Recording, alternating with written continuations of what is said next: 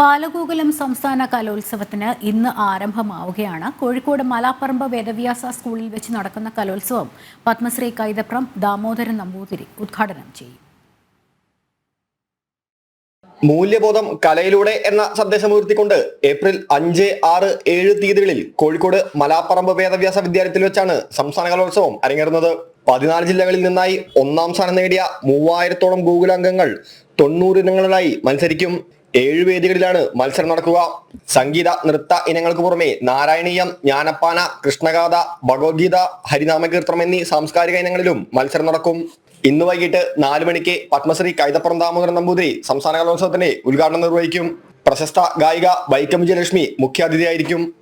സംസ്ഥാന തലത്തിൽ ഇത് 2ാം തവണയാണ് ബാലഗോകുലം കലോത്സവം സംഘടിപ്പിക്കുന്നത്.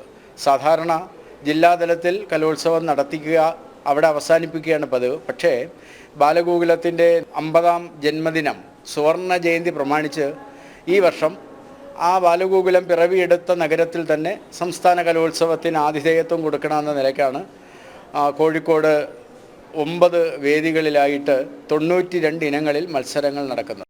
ഞായറാഴ്ച ഉച്ചയ്ക്ക് 12:30 സമാപന സമ്മേളനം കേസരി വാരിക മുഖ്യ പത്രാധിപർ ഡോക്ടർ NR മധു ഉദ്ഘാടനം ചെയ്യും.